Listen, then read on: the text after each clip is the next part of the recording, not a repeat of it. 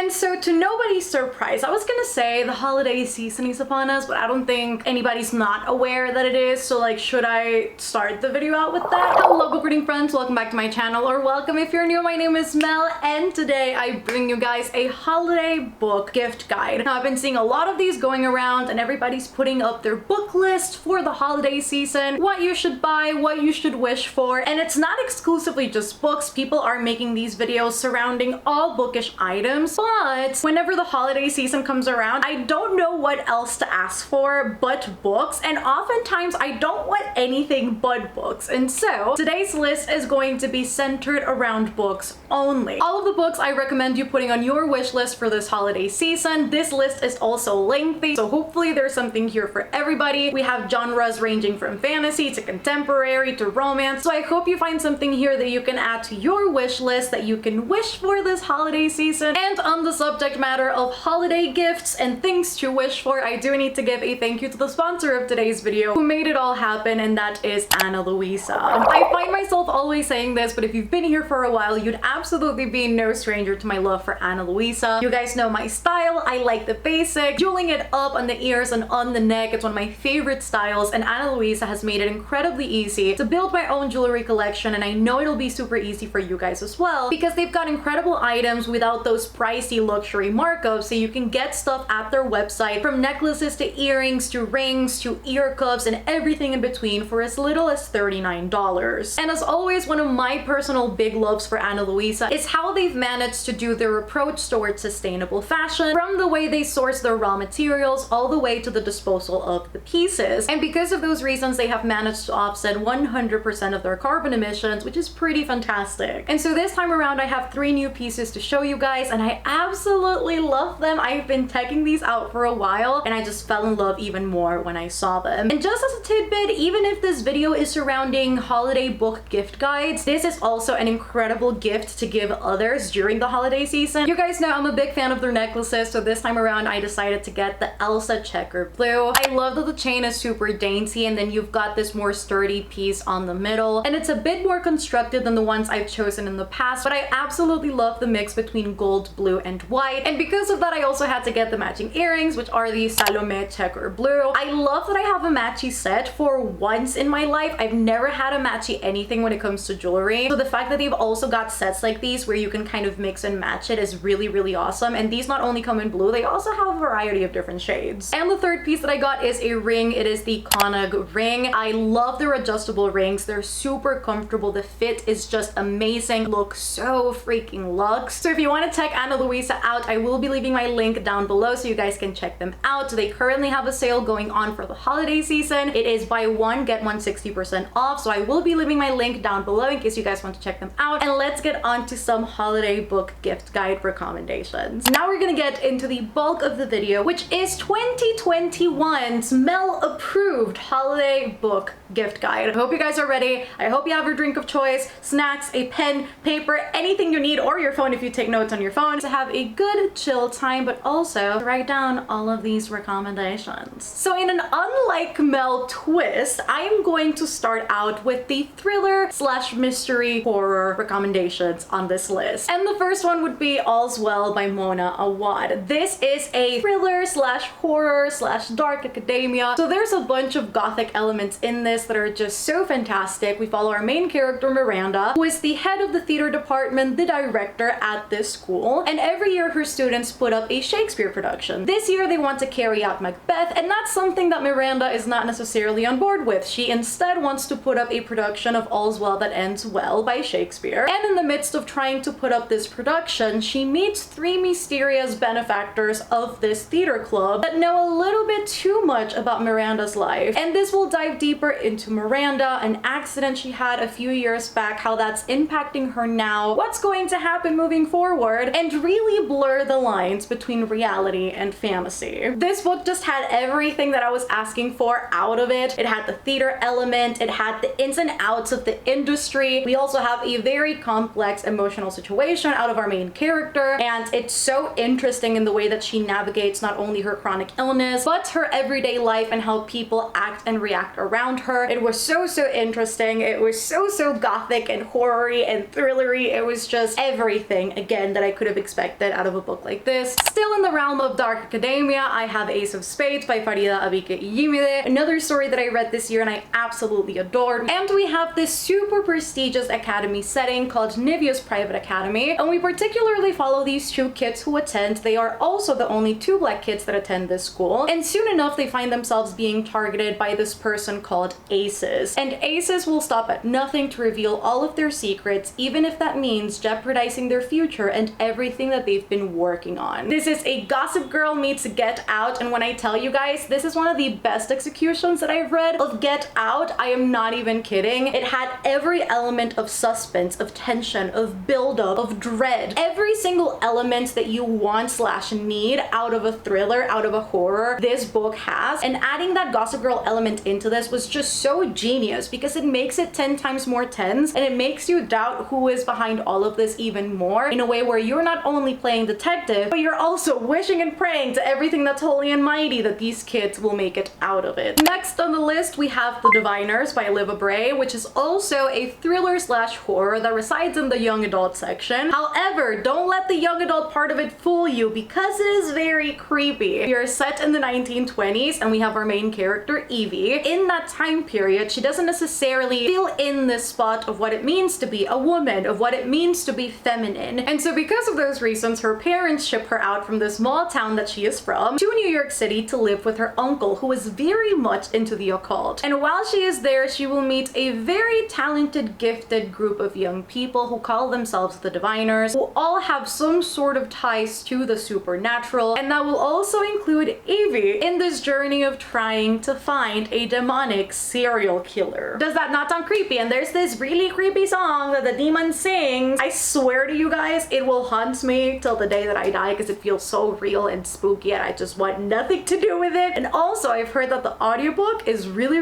good and that the song in the audiobook is even creepier. So if you're the type of person that masochistically likes to get spooked, well, maybe the audiobook could be for you, not me. I steer clear of that shit. I don't want anything to do with that. Another dark academia book that I absolutely love and adore and that I always recommend to you guys is Ninth House by Leigh Bardugo. And in this one, we follow Alex Stern, who is the sole survivor of this very tragic big accident that she suffered with a couple of people that she knew. She is now in a hospital bed, and in there she receives the offer of a lifetime to attend Yale University, all expenses paid, full ride, in order to lend her gift of seeing to the beyond and being able to communicate with ghosts and see them to Yale's secret societies. There is a murder mystery in here. There is a disappearance in here. It's just all so good. Alex is such a strong main character, and the narrative, although it is a little bit slow, once you get into the rhythm of the book, it is really hard to let go. It is just so freaking good, you guys. There are a bunch of trigger warnings as always. I will always leave them linked in the description in case you guys want to check them out. For the sci-fi genre, I also have a few books for you sci-fi lovers. I have tried to look into this as a person who doesn't typically read sci-fi, if I wanted to get into it, which would be the books that would actually help and propel me get into the genre. And so thankfully enough, every book, or almost every book that I have read within the sci-fi genre, are not only books that I've loved, but that I also think were chosen incredibly well, unbeknownst known to me, to introduce me to the genre. And so the first one on my list is Clara and the Sun by Kazuo Ishiguro. This is a very light sci-fi with a lot of social commentary. So if sci-fi is a genre that intimidates you, I would say maybe this, out of all options, would be the best one to start out with. We follow Clara, who is an AI, artificial intelligence, and she basically lives to watch humans, to watch how humans interact and what it means to truly live. And what's so fascinating about this book is that we truly get to see the ins and outs of this basic robot's mind, their brain,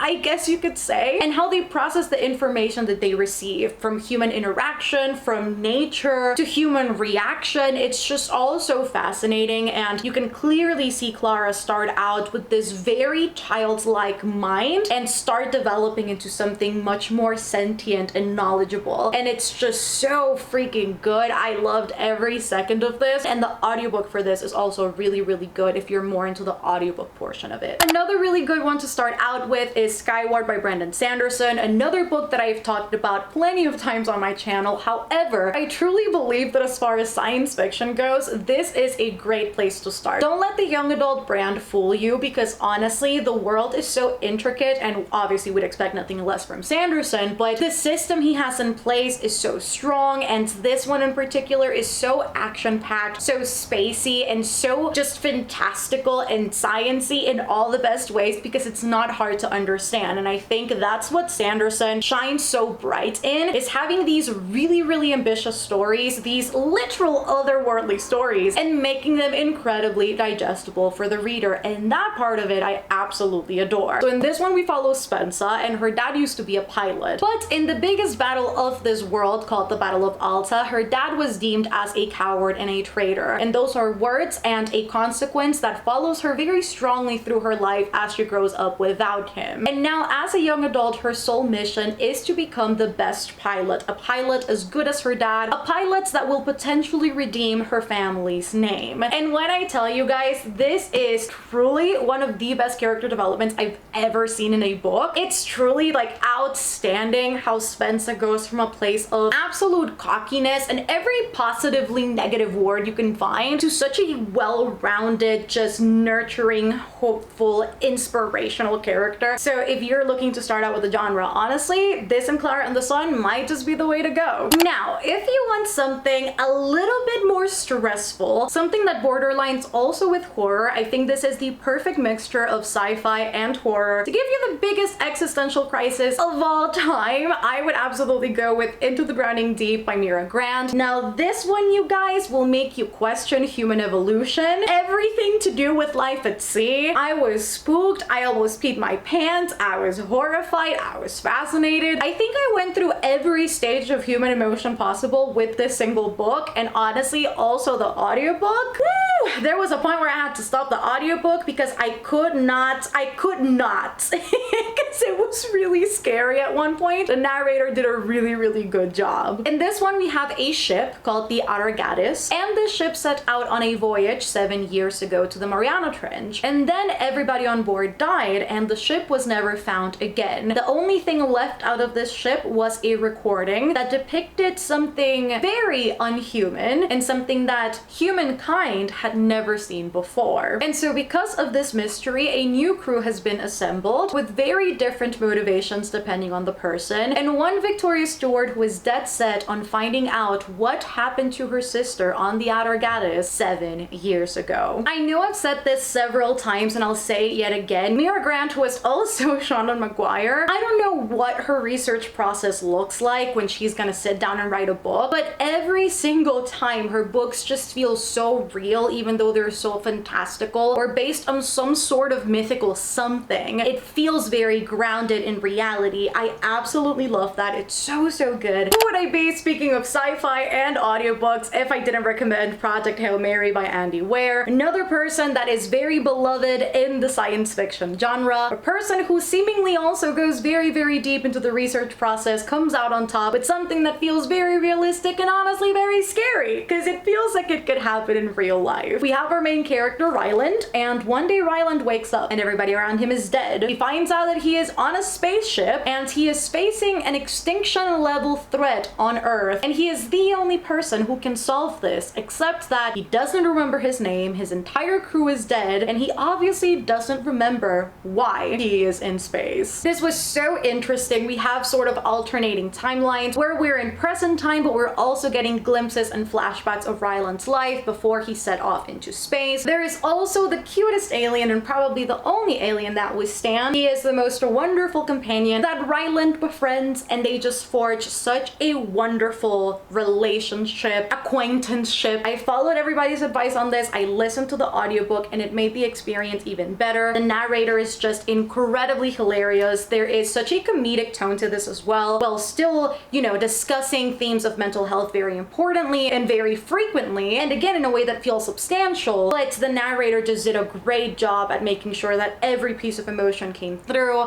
the audiobook was great. For my middle grade lovers out there, or if you're a person who wants to gift a book to a little cousin, a little sibling, or a little family member that you would just want to encourage to start in their reading journey, I have a few books that are fantastic and that I think will be full of magic and love and light that you can get this holiday season or recommend to somebody else or gift to somebody else. And the very first one is Tilly and the Book Wanderers, which is book 1 in the Pages & Co series. This is just such a stunning, magical, realism, magic-filled world. We have our main character, Tilly, who is 11 years old, and she possesses the magic of book wandering, which essentially lets her hop between worlds in books that mean a lot to her. So through this, she is able to meet Anne of Green Gables and Alice in Wonderland, and she will team with some of her favorite literary characters in order to embark on this journey and find out what happened to her mother, who disappeared when she was very young and left her with her grandparents in this bookshop called Pages & Co. And so you have a disappearance and you have this mystery, and we also get to learn the ins and outs of this magic system, how it all works. And it's just such a great subversion of what I think all of us as readers experience when we are younger. I definitely had so many experiences of reading books and thinking that I'd actually befriended the main characters, that I was actually in the world. And so to have a book that kind of manifests that into the real plane, so to say, of real as far as this world works, but it's just so fantastic. And I just know so many of us can, could, would, will connect with this. It's just so fantastic. Another really good one is Putkin and Stubbs. Now, the way that I say this book is if 1984 was for kids, this is probably what you'd get. It's a very, very light version of 1984, but it's there. It's very much there. Our main character is one that I absolutely love. She is such a compelling heroine for the story, and her name is Lil Potkin. She is a wannabe reporter, and she very much makes the strides towards that every day. She lives in a world where there is no schooling and where a lot of traditional things that we see and live with in our society are now eradicated by this totalitarian government that resides in this city. Very much like 1984, you have a government that kind of rules what the people get to consume, how they get to consume it, and how it's phrased so that the people only get to know and see, again, what the government wants. So it's also interesting from a middle grade's perspective. And so Lil one day receives a case, and it is a missing persons case, and she will have to go on this journey to try and find out what exactly happened to this person, why it happened, and how she can get them back. I think there's nothing else to say with this one. It's so good. And this is also one of those middle grades that I don't see a lot of people talk about for the most part, though middle grade tends to be a genre that is not talked about as much, obviously, but it's definitely such a fun one that I would highly, highly recommend it. Obviously, Amari and the Night Brothers is another one that I had to include in my list. This is another one that I just absolutely love. Every time that I think about it, I'm just yearning for the second one. The magic system is so out of this world, so fantastical. The rules are so clear and everything is just so heartfelt. It genuinely is like a warm hug in a book. It's just, you guys can't keep sleeping on this. I need everybody to read Amari. We obviously follow Amari Peters after her brother Quentin has disappeared, and the police are basically doing nothing to find him, and Amari, saying that the police is not really doing anything, sets off in her own journey to try and find her brother. In the midst of doing so, she will find a suitcase in her room that is destined for her eyes only, and it brings an invitation to one Bureau of Supernatural Affairs to participate in this very magical competition to earn her rightful spot at the academy and again potentially find her brother. The intrigue in this one, the twists in this one, the quest-like trials that Amari has to go through, and just the message at the core of this of love, of understanding, of acceptance, it's just all so good. And just B.B. Alston did such a fantastic job at writing such a talented and inspiring young girl. I am just in absolute awe constantly of this story. And Amari and the Great Game, which is the second book, is coming out next year, and I am ready to read all about Amari's journey in 2022. So if you want to catch up and want to be ready by the time that the second book comes out, this is the perfect one to put on your list. And last but not least, in the middle grade section, I do have Percy Jackson and the Lightning Thief. This goes for the entirety of the series, Percy Jackson and the Olympians. This is a series that honestly, the box set ends up being a lot cheaper than if you buy the books individually, so that might be the way to go if you want to try this series out. I have found myself rereading these books and them consistently being 5 stars. They're even better than I remember, and it's just, again, again, such a wholesome, lighthearted ride to go on. And if you like Greek mythology and a Greek mythology retelling in modern times, this could also be one that you could read and potentially love. Now, I know a lot of people have probably read this one. I know also a lot of people are iffy about it, but I personally just hold so many great memories with this one that I cannot help but recommend this, especially given the fact that I started rereading them this year. We obviously follow Percy, and Percy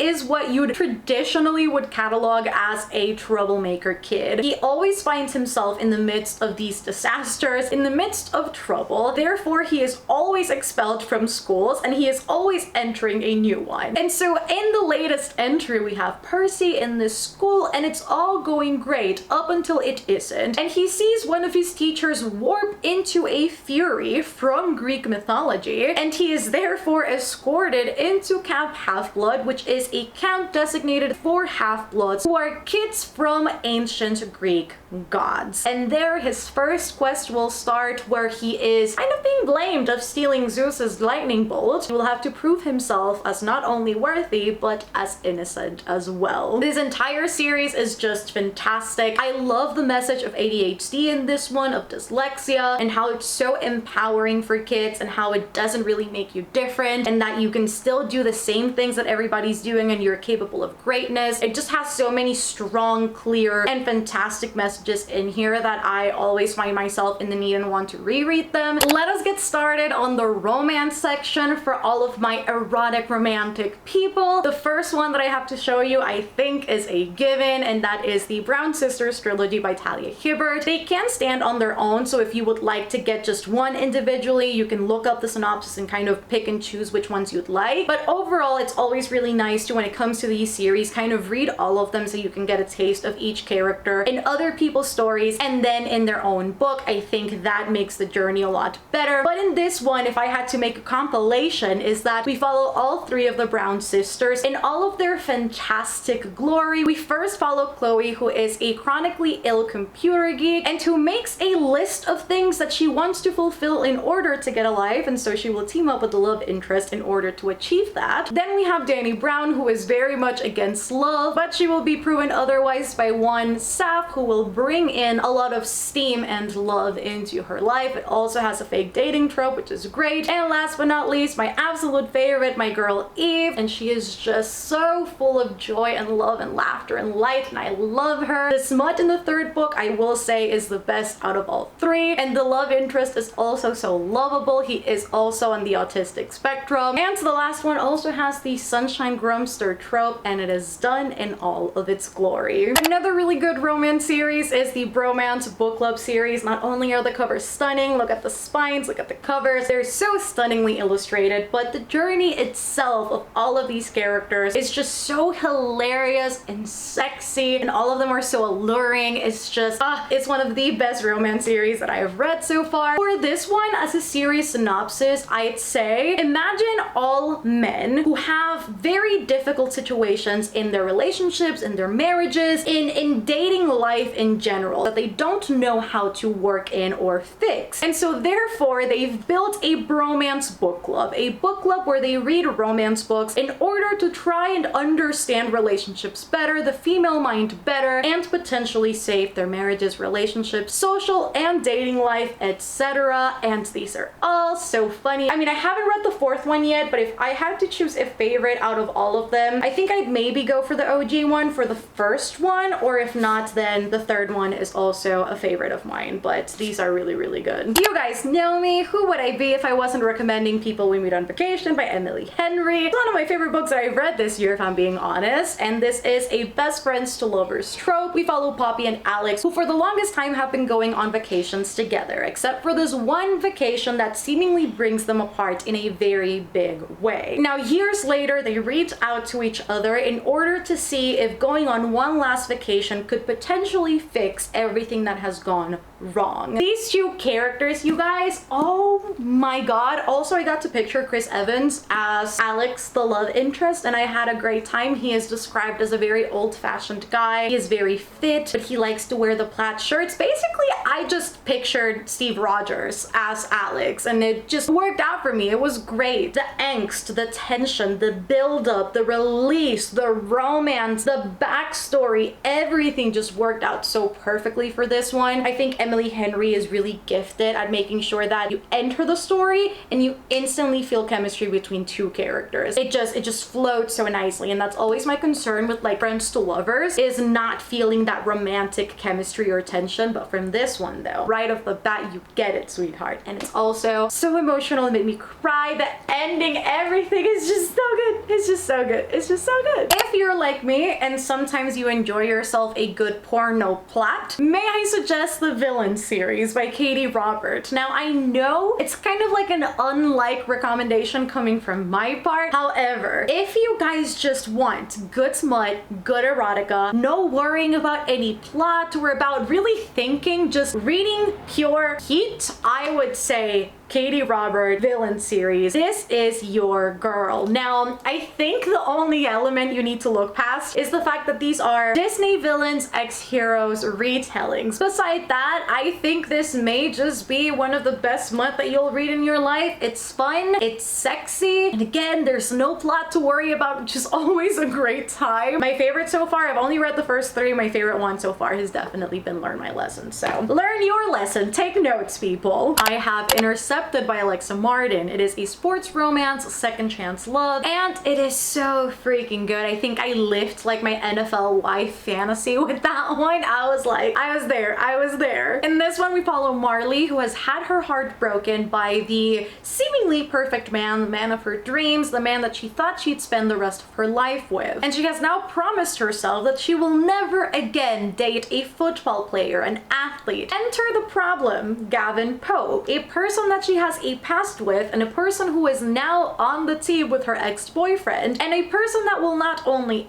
A, help her get over her ex, but B, make her rethink her decision of never dating an athlete ever again. It is funny, it is steamy, and I think most of all, the best part out of all of this is Marley as our heroine, as our protagonist. She is such a strong woman, and I love that she takes no bullshit from anyone. She will stand strong, back straight and tall, and she will tell you shit straight as it is, and I absolutely love that about her. Because I think a lot of the time, sadly, when I walk into romance books, it's always this sort of mellow, easy sometimes to manipulate main character, and it's sometimes rare that we see these very strong-willed characters, and so Marley was truly, as a main character, a breath of fresh air, and the story was just really fun. It's full of the NFL wife vibe and gossip and media, and it's just all so good. I think it's exactly what you'd expect out of a book like this. And now walking into the contemporary area, I think this is the lengthiest one, just because, and I was kind of thinking about this, I didn't want to repeat my books too much because I feel like I talk about the same books over and over anyway. So what I'm gonna do is that I'm gonna list down below 3 or 2, I think it's 3 of my most recent recommendation videos, so you guys can watch those because those are all still fantastic ass books that I will recommend for the holiday season. I just didn't want to be too repetitive and include them in this video as well, because I don't want you guys to suffer through watching 4 videos of mine, again, the same books over and over again. If you want more, those 4 videos are right there in front of you. If you're looking for a good audiobook slash short book, something that's written in verse, I'd say go for The Black Flamingo by Dean Atta. This is such an amazing journey. I love that it's narrated by the author himself. It's just honestly such a heartfelt ride too. We have our main character Michael, who is of mixed race. He is half black, half Greek, and we get a glimpse of his life from when he was very young up until he goes to college, and he finds his drag persona, the Black Flamingo. And basically the story is truly about him embracing his sexuality, how he wants to present himself to the world, what his identity means to him, and how he can let go of every limitation and belief that he's grown up with. It was such a beautiful journey to go in, and again, the audiobook just made it even better. I found myself tearing up, laughing, crying. It was just such an emotional ride, but I think it truly warrants it. And again, the fact that it's narrated by the the author, I think makes it hit even harder. The next book is also short, written with intention, and the audiobook is also narrated by the author himself, and that is Long Way Down by Jason Reynolds. It is a very hard-hitting story, however, it is one that I found myself crying with, nodding along with, having goosebumps with as I kept listening to it. Will, our main character, is a man out on a mission. He knows the rules: no crying, no snitching, no backing out. His brother has unfortunately just been murdered, and with a gun at the waistband of his jeans, he is a boy determined to claim revenge over his own brother's life. And the entirety of the book takes place in a single elevator ride as Will weighs down all of his options and comes to a final decision on what to do.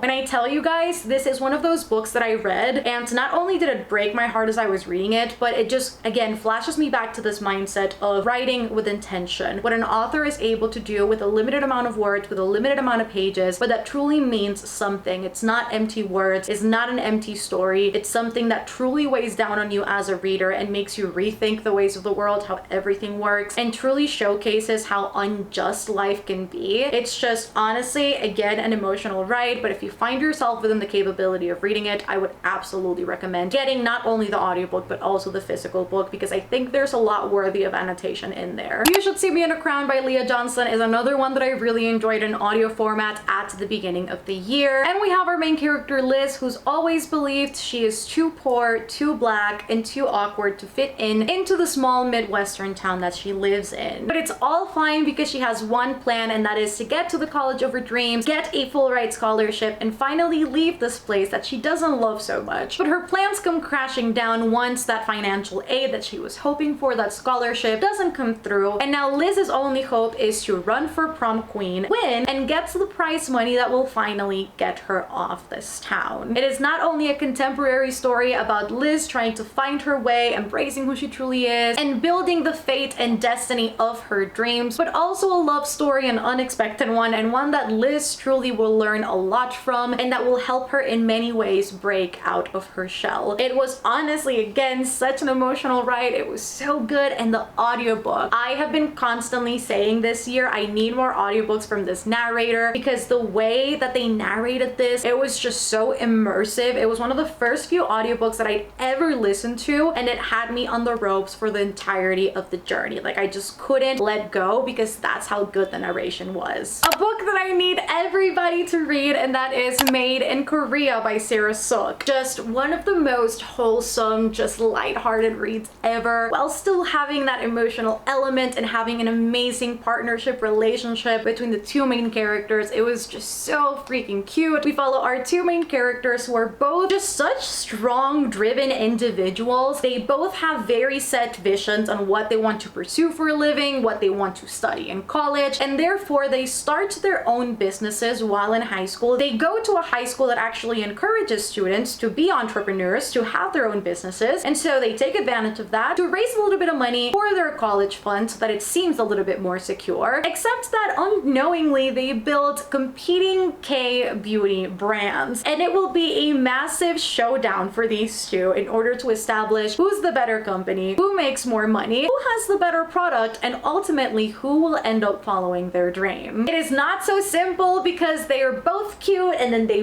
both end up falling for each other in some sort of way, and that only complicates the plan even more. I read an arc of this, and this is definitely a book that I want to reread, also have physically. It is definitely a book that resonated with me a lot because as a makeup artist, I just get to see a lot of the K-beauty side of it, a lot of the skincare side of it, and so just seeing all of those tidbits thrown in the book in such a seamless way was something that I'd never really experienced before, and one that I really need everybody to experience because it was just so cute. It was just so great.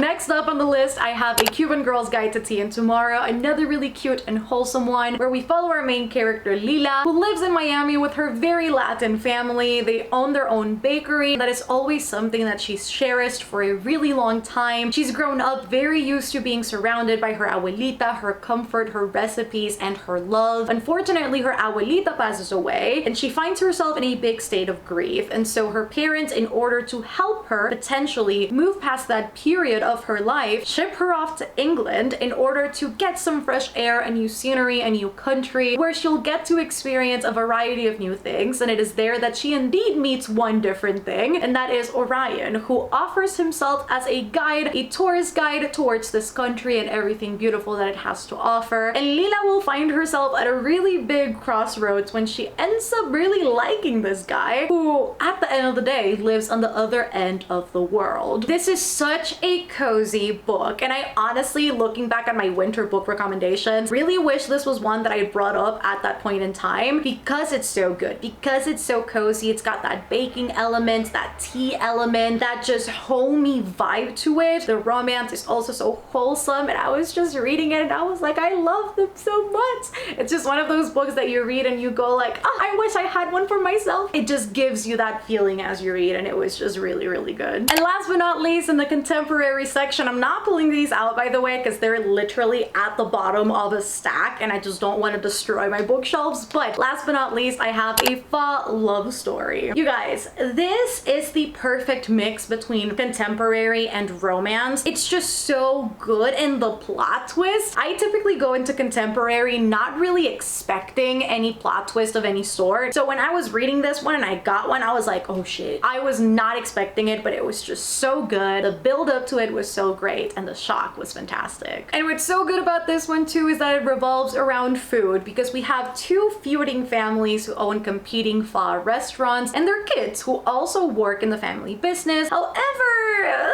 one of them doesn't really want to be that involved in it, and so once they meet and they find out who they are, but that they're attracted to each other, it becomes this sort of conflict in, I shouldn't be with you, I shouldn't like you, yet I find myself doing that thing, so how do I honor my family but still honor myself? And I think a lot of this book boils down to that. It's how do I make sure that I make my family proud while still doing something that I know and love? And that's what's so good about this book, and something that still to this day is so relatable from the young adult section is that element of like, I don't know what to do, but I should follow my heart and what I want. And so that struggle right there, I think, is one of the most compelling elements of this story. I also just love the main characters. I love their love for each other, their love of their craft, the love for their families, and how it was all resolved at the end. I think it was really, really good. Also, the audiobook for this one, 10 out of 10. Not only does it help with pronunciation, but it has two narrators that just did a phenomenal job at putting this story on audio format. It was everything. And last but not least, for the fantasy section. Now again, I think out of every genre, this would be the genre, the sorts of books that would overlap with other recommendation videos that I've done very recently, because I tend to recommend a lot of fantasy books, or several fantasy books, however you guys would like to catalog that. And so I obviously do not want to be too repetitive. Books that you know I love and adore: Strange the Dreamer, The Invisible Life of Addie LaRue, A Discovery of Witches, Wicked Fox, These Violent Delights, Way of Kings, The Final Empire. All of those books would be here if I didn't talk about them so frequently. Just know they are still recommendations, and again, if you click on the links of the videos down below that are going to be in the description listed, you'll be able to find even more recommendations if these do not suffice. However, I couldn't not talk about Middle Game. Not only do I think it makes for an awesome winter book, but I think also it's just a book that I need to keep pushing up until everybody reads it, because I think it's typically a book that comes across as very intimidating, and I don't want it to be, because it's honestly a fantastic narrative. So again, I'm not going to be too repetitive on Middle Game, because again, I think I've talked about this a lot in the past. Premise, and I'll leave you with this intrigue. There's this theory that says that human beings are born with the ability of being telepaths and having telekinetic abilities, but because we grow old and because we do not hone in those abilities, we lose them. But what would happen if kids, babies, fetuses are literally bred in the right circumstances in order to be born, hone in on those abilities, develop them, and eventually achieve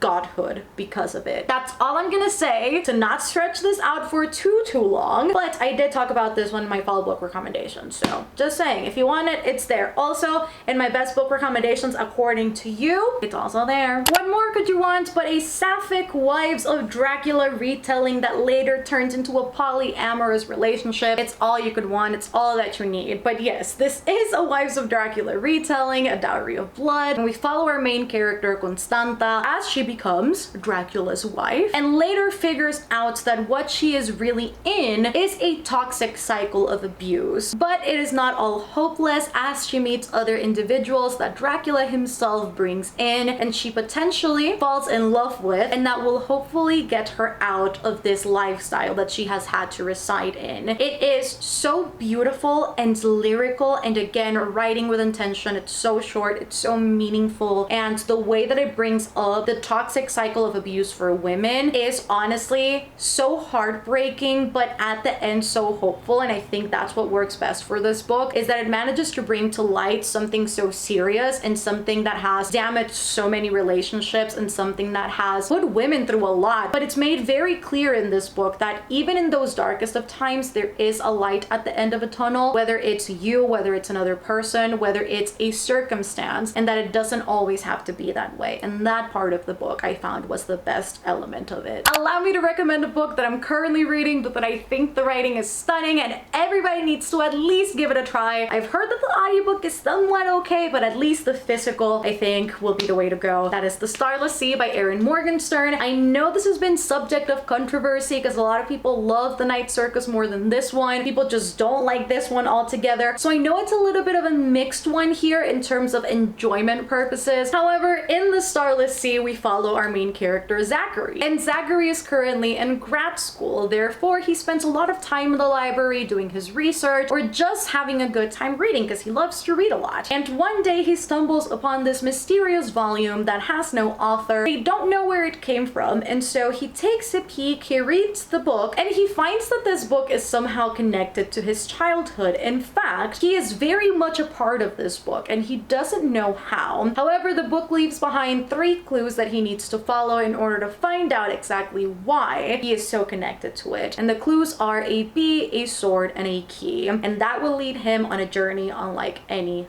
other. It is very lyrical, and when I say very, I say very. The first chapter is a lot. I had to read the first chapter like 2 or 3 times, if I'm being honest, in order to really digest it and actually get it. But I think once you get past that first chapter, everything else pretty much moves seamlessly. Zachary's chapters to me are just so good. And even then, the story of Sweet Sorrows, which is the book within a book in this one, so we do have that trope going into it, is so fascinating in the way that how is it all going to relate to Zachary and connect at the end. It's got that tone of mystery and tension that I'm very much enjoying at the moment. So I thought I'd throw this one in here because for everybody who thought I wouldn't like this, a girl is liking it. A book that I haven't talked a lot about this year, but one that in hindsight, I kind of loved this more than I initially thought, and that is The Bone Season by Samantha Shannon. It is a series and it is really, really good. I put it under the fantasy category because I guess this is like fantasy sci-fi. Like, I don't know what to classify this in, but I'm just putting this in here for the sake of continuity purposes. This is a futuristic world. It is set in 2059 and we have our main character, Paige Mahoney, who is a clairvoyant, except that being a clairvoyant is illegal in the worlds that they now reside in, and she very much uses her powers for underground purposes. And what she does for a living is scouting information and basically pulling it out of people's brains to benefit her boss. And then lo and behold, one day she is found, drugged, taken away, kidnapped, and basically brought to this underground society that has been there for hundreds of years. And now she will be assigned to warden a very powerful species of men. And at the core of their relationship is hatred and enemies, and him being her captor, except that now he will also be her trainer. And I think it also borderlines on like that dystopian fantasy sci-fi realm of things. You should give it a try. And that is it for today, you guys. I hope you enjoyed this holiday book gift guide. We had a lot of books in here. I don't know how long this video will be. I don't even know how long it'll take me to edit this. However, I know both of those will probably go for a very long time. I hope that you guys guys enjoyed this, give this video a massive thumbs up. Again, I will be leaving linked down below all of my latest book recommendation videos in case you guys want to check any of those out and get more recs out of that, because again, I couldn't include every single book in this video just for timely purposes because I didn't want this video to be eternal, but there will be more books in there that you can check out and potentially also add to your wish list. So I'll make sure that all of that is linked down below. Also, make sure to comment down below what you think would make really great gifts for the holiday seasons.